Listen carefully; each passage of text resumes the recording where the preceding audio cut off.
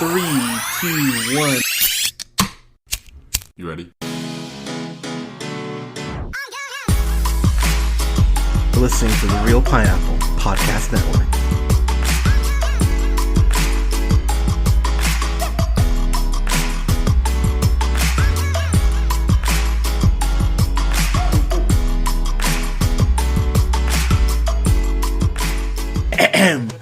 Good evening, everybody. Thank you so much for listening. We are the Real Pineapple. This is Hunter. I'm here with Colin. Colin, how are you, friend? I'm good, man. How are you doing?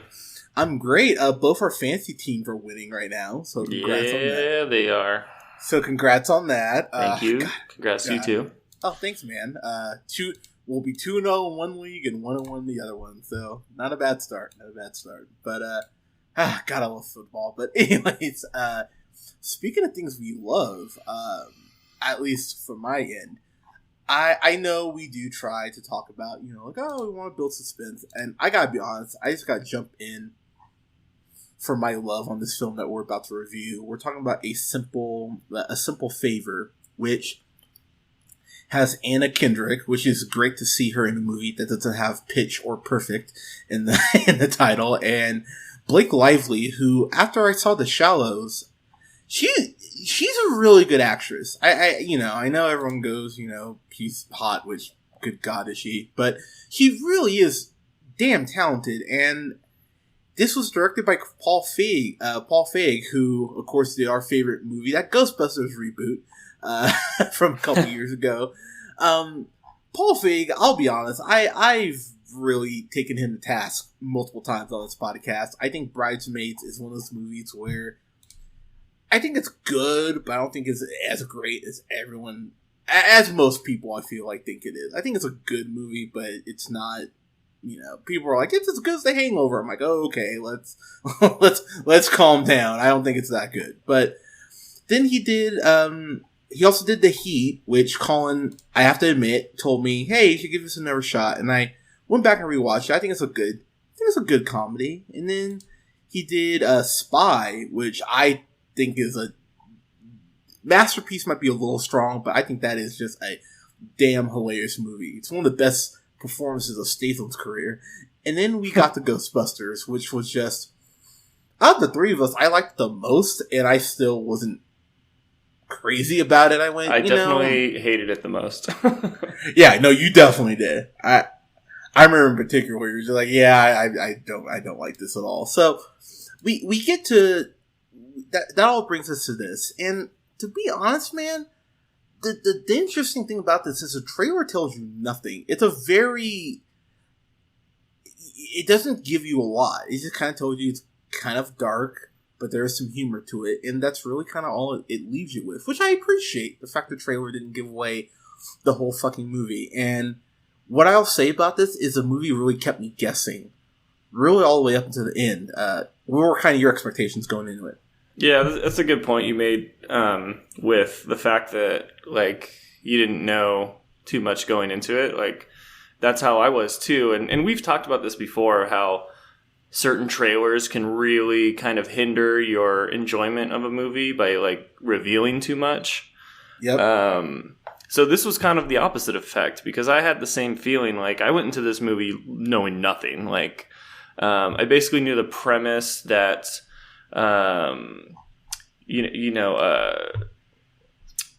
Blake Lively's character, Emily, I just knew that she goes missing, and then Anna Kendrick was some kind of vlogger and her friend, and kind of goes on a hunt to try and find her, and that's all I knew. And going in with just knowing that, you get really kind of hit over the side of the head, oh man, there's twists and turns, and it keeps you guessing, like you said, which I thought was awesome. And you were kind of hinting at the fact that you love this movie to kind of spoil suspense as well. I really did too. Oh, see, I was re-listening to our Mission Impossible Fallout review the other day, and I went, I do love when me and Colin do just connect on a movie, and we're not like, well, you're wrong. No, you're wrong. Because I really did go in this going, it's Paul Feig and Anna Kendrick. While I love her, was talking to someone the other day about that terrible movie that you told me about with her and Miles Teller, Get a Job, and that is that's bad. That is still one of those things I watched. And I went, God damn, she was in that. That's right. And Pitch Perfect 3. If you've listened to the podcast for last year, you know about my pure, uncut hatred for Pitch Perfect 3. So I went in this kind of going, Anna Kendrick, okay, girl, make me like you again. And she's definitely kind of playing her type, but what's interesting about it is that it kind of turns her type on its head, because she's playing that kind of naive, fidgety, goofy, charming girl. But there's a point where you learn something about her character, and I went, oh wow, that's really fucking dark. And the movie doesn't really let up with her character, and it really does a great job of taking these preconceived notions that I think you have about both of these actresses and kind of weaving that into their characters, so that when the end does come, I went, oh, that was actually very clever the way they did that. Kind of your thoughts on Anna Kendrick and Miss Lively. Yeah, like you said, Anna Kendrick's she can be a little hit and miss. They were definitely squeezing every penny they could out of the Pitch Perfect series, so those just got worse and worse.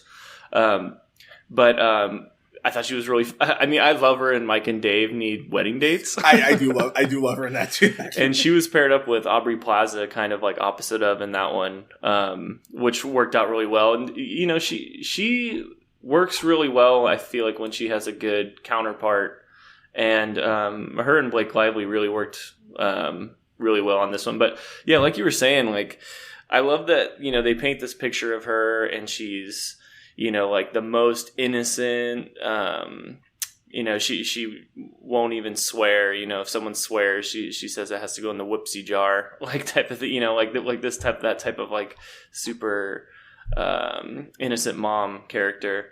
But like you said, like this movie hits you with all kinds of twists and turns, and she has this dark past that they, kind of unveil.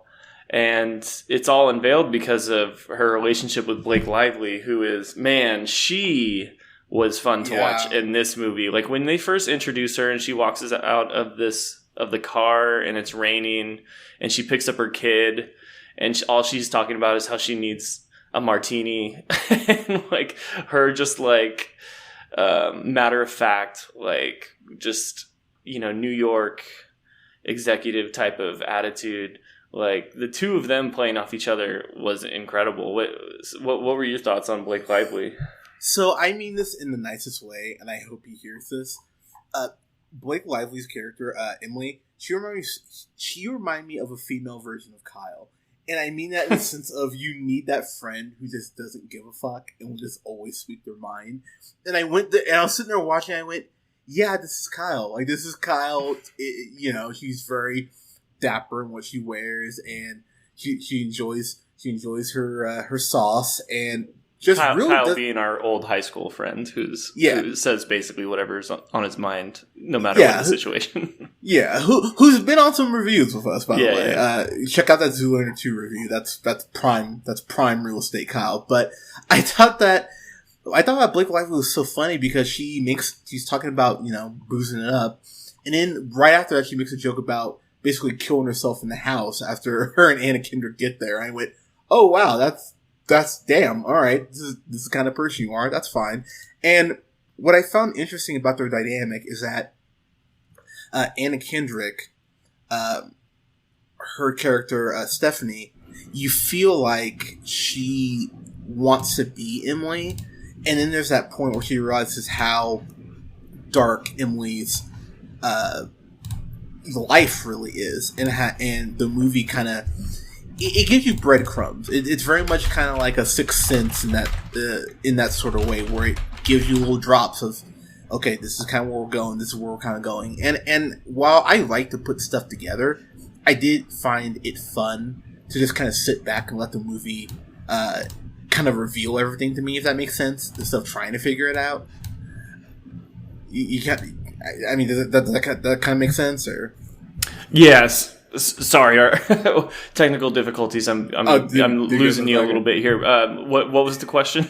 Oh no, you're all good. I was just asking, like, did you find yourself kind of just enjoying sitting back and letting the movie kind of reveal everything to you? Like, yeah, definitely, and that's the type of movies that like I really like lose myself in, and like don't start looking at my watch, and don't the amount of time ticking by like really kind of is a non-issue. Like, the mystery unfolding here was like so, interesting. I just wanted to see what the next twist was, the next turn that the plot took. Like, I was all in, and yeah, it wasn't necessarily like edge of your seat type of like, in like tense situations. Like there's a few near the end, but for the most part, like, yeah, like you said, you just sit back and just enjoy it, which is, that's a big compliment for a movie. Yeah, so full spoilers for this film. So basically, Emily disappears, and she's gone for, I think they say about a week, I want to say. And she has Stephanie pick up her kid and goes, hey, like, I'm stuck here at work. Would you mind picking up my kid? And she's like, yeah, sure. And they've become friends, and there's a scene where that it kind of flashes back to where they're on the couch and they're having martinis. I think one of the hardest laughs I got is there's a point where Emily makes a martini and goes, this is not a martini, and goes to the freezer, pulls out a frozen glass with frozen gin, and makes another martini and chugs it very quickly, like just one genuine gulp. I went, damn, good for you, girl. That's impressive. I was like, geez, she's a badass. Yeah, I went, okay, that's a girl you want to drink with. That's a life of the party sort of girl. And I think what I found interesting is I'm blanking. Oh, I think the secret that Emily said was that she stole her husband, Sean, who's played by Henry Golding, stole his mom's ring or something like that. Wasn't that her secret, I think, if memory serves? Yeah, I mean that she had told Anna Kendrick's character that she had been given it, but then it's later revealed by the husband that he's like, oh no, she was not given that. She definitely stole that from my mother. And I think this is where the movie took a turn for me, because you're expecting Anna Kendrick's secret to kind of be, like, oh, I jaywalked once or something like that. But she reveals that her kid, they don't come right out and say it, but they heavily imply that it's her, was it her half-brothers? It was right after her father died. That's right. A son that her father had with another woman. So her half brother that she had never met before showed up at the funeral, and it was said that he was a spitting image of her father when he was younger. So it was like her mother saw a ghost. Yeah, and then and they basically have this moment where they're both grieving, and she fucks her half brother. I went, Jesus Christ! Like I'll be honest, man. Like I think we talk on the podcast a lot about how we're both pretty. I mean, dude, we've probably seen 1,000, if not more, movies. I mean, just between we both watched a lot of film. That made me cringe. I went, holy shit, okay. And I think that's when the movie kind of goes, all right, well, you're in it now. I mean. And she was trying to just pass it off like they just kissed too, but like Emily's character was like, nope, that's not the whole thing, is it? She's like, swear on your father's grave, and she just sat there and wouldn't say anything, and she was like, you brother fucker. So that is one of my favorite ongoing jokes in the whole movie. She calls her a brother fucker probably 10 times, and I laughed every time. I went, oh, that's so fucking mean, but that's really fucked up that happened in the first place. So, I know. And she was like relentless too. I was like, damn, like you're so kind. Yeah, when she said swear on your father's grave, I went, ooh. Like, I actually did that out loud. I went, ooh, okay. Yeah. And then Kendrick's like, and she does that stutter, and she goes, oh, you brother fucker. I went, oh. And what's she fucked had up, her right then, yeah. What's fucked up, she goes, oh, I like you. She's like, oh, we're going to get along. I went, Jesus, okay. I was like, geez, man, you fucked up. Like, brother fucker, okay. So, once Emily goes missing, it really is just a sort of, whodunit. And I think if you think about it hard enough, basically my two my two thoughts were clone or twin or twin.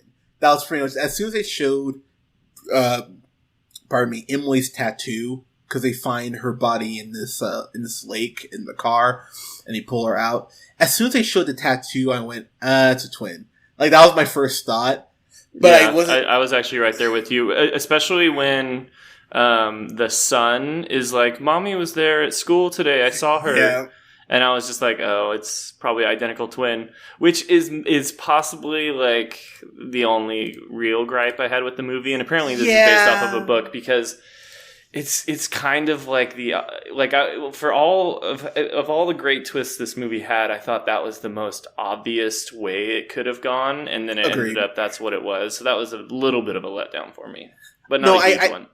No, I couldn't agree with you more. And I think the problem is that you write yourself in that corner. There's only a couple things that it could be, and the most logical one, again, the most the most obvious, but the one that I thought, okay, this would kind of make the most sense, would be the twin. So when it was revealed, I went, okay. And like you were saying, like we've seen a lot of movies, so I was just like, I immediately went. I was just like, I went to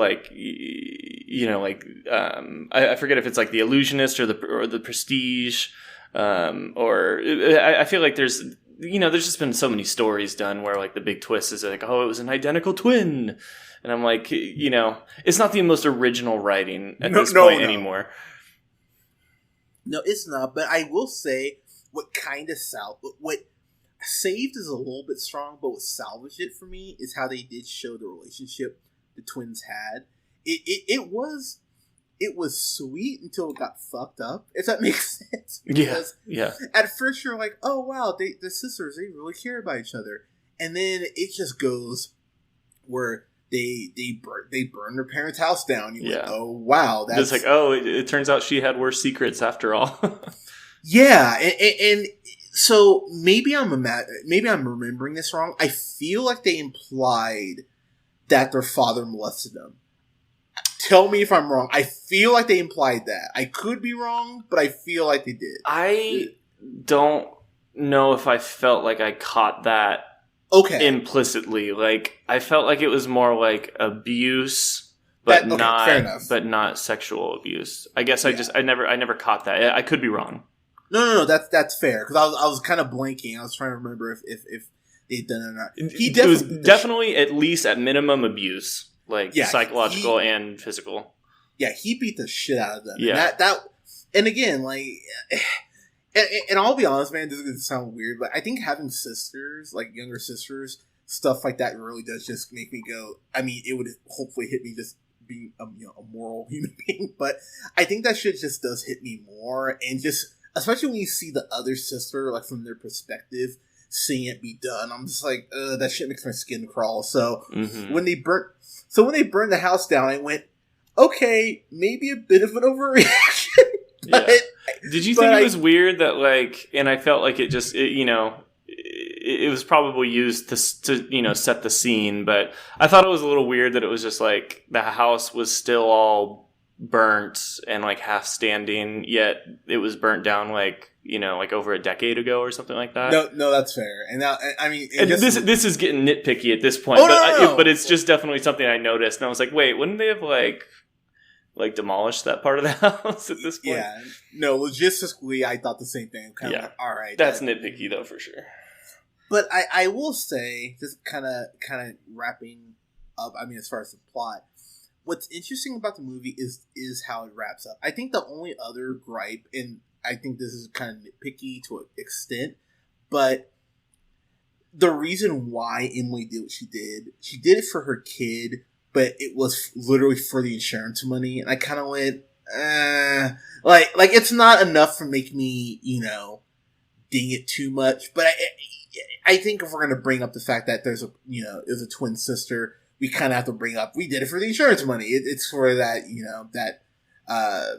that daytime soap opera sort of trope as far as why they did it.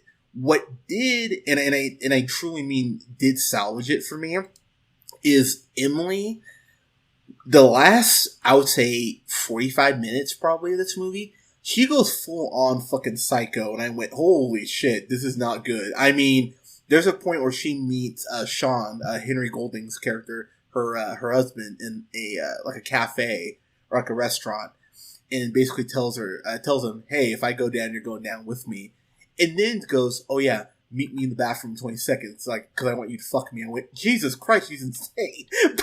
but I'll be honest. That guy, by the way, man, it's his own fault that he's so infatuated with her that he can't let her go. But man, he really got taken for a ride, and he was completely innocent in all of this. He was. And the thing is, this is where my practical brain and my dude brain were at odds, because there's a point where we talked about where she steals his mother's ring, and he goes like, oh, we'll just say that, accidentally fell into your bag or whatever, and she goes, oh, that would imply that I'm going to give it back. And I went, uh-oh. And he kind of looks at her like, wait, what? She's like, yeah, I'm not giving this back, she wants me to have it. And he's like, no, she doesn't. She's like, don't. She's like, look, it's either her or me. And I went, dude, this is your out, like, get out right now. And then she goes to the bathroom and goes, I'm going to go to the bathroom. I want you to meet me there in 20 seconds. And the practical part of my brain went, she's fucking crazy. You need to get out while you can.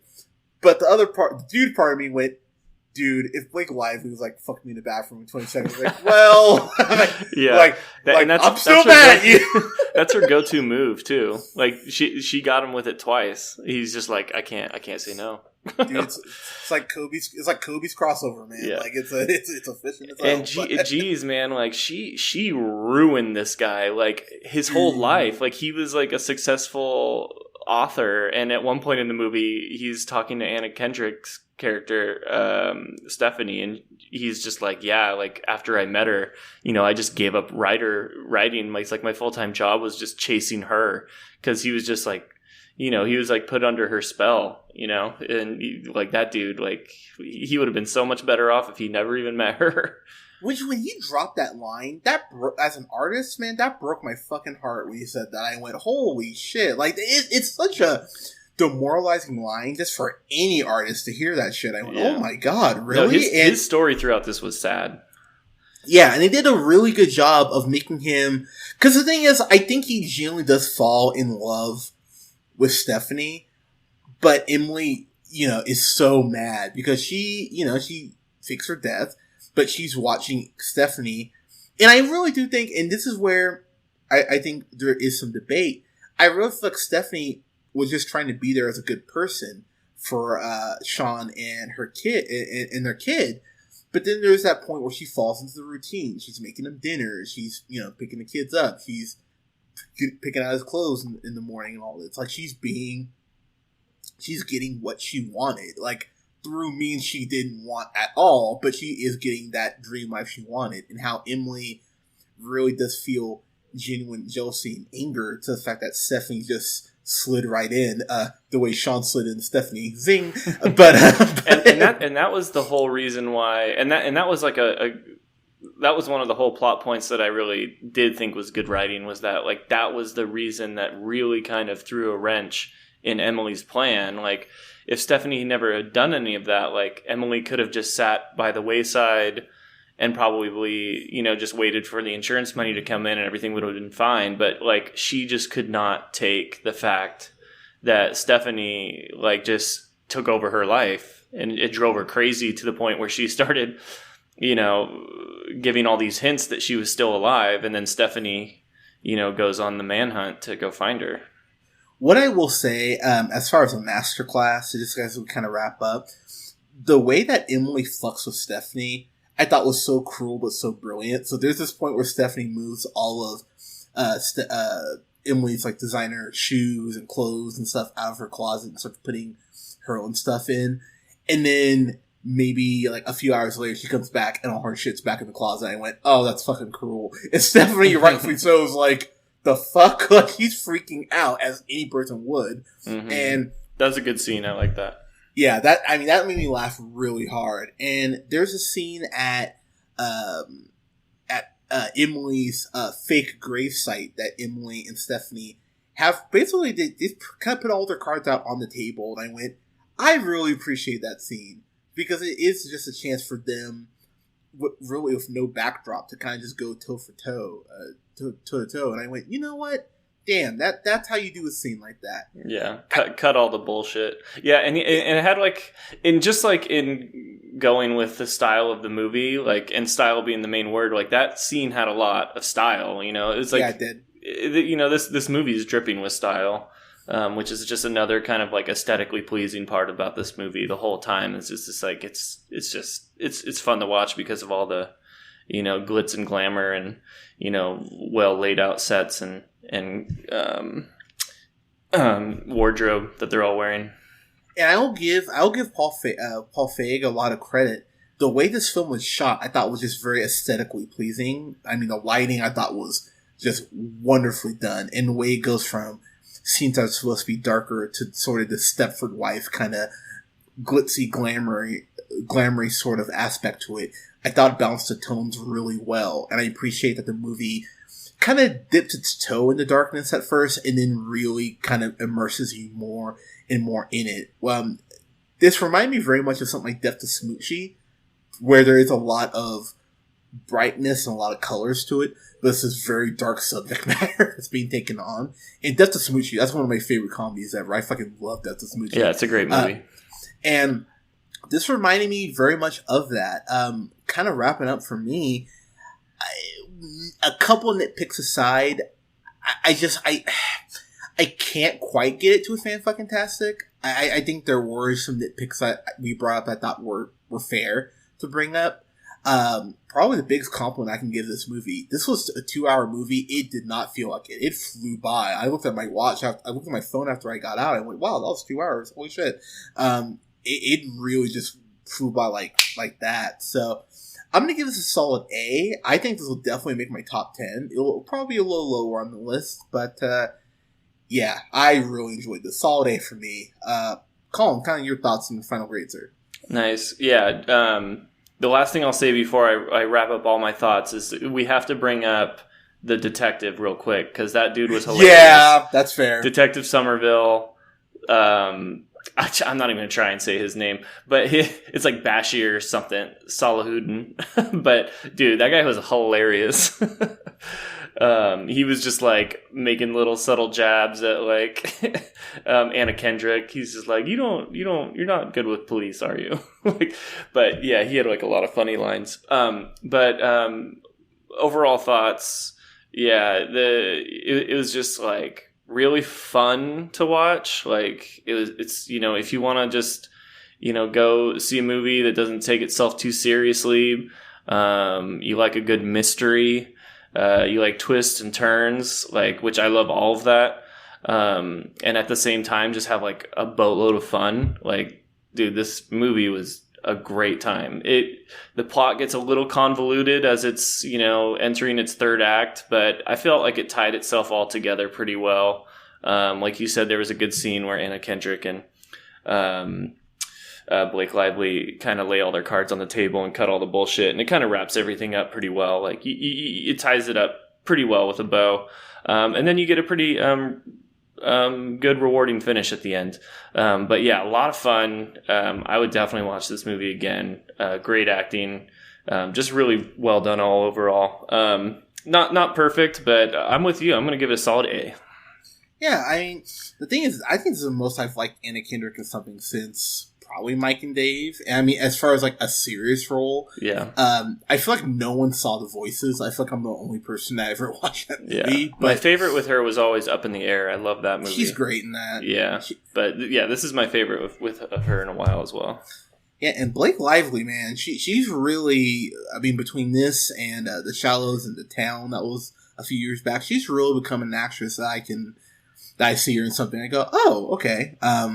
Plus, you get to see her and Anna Kendrick make out for a little bit, which I'm not gonna lie, I was mid-sipping my beer, and I was like, came out of nowhere too. I was like, really that happens. All right. Yeah, I don't hate it. Yeah, I wasn't complaining at all. But I was like, damn. I was like, okay. I was like, oh, like easy movie, but there's people around. Yeah, God, can't just throw that at me out of nowhere. Yeah, I'm on Mr. Skin, but Yeah, I give this movie a lot of credit. And Paul Feig, man, credit to him, because I'm not always his biggest fan, as I have openly said. But kudos to him, man. He did a hell of a job with this. He can make a really good movie. He's definitely got a good resume of some good ones. He's got some stinkers in there, but he's got a lot of good ones. But yeah, guys, let us know what you thought in the comments below. You can follow us on iTunes, Google Play Music, and SoundCloud at The Real Pineapple. Go ahead and give us a rating. Give us 5 stars. Let us know what you think of the podcast. You can follow yours truly on the Twitter at JHunterRealPineapple. You can follow our buddy Scott on Twitter. We miss you, Scott, at Nearman the First. You can follow Colin on Twitter at The Real O'Neill. And you can go ahead and like us on Facebook as well at The Real Pineapple. Guys, thank you so much for listening. We'll have a review up for The House with a Clock in the Walls, as well as a review for... I'm not going to review A Quiet Place. I want to talk to you about that, but I'm going to go ahead and talk about the Emmys, because Emmys are on tonight, that's kind of random that they're on Monday, so I will have thoughts on the Emmys as well this weekend. But guys, thank you so much for listening. We'll talk to you soon.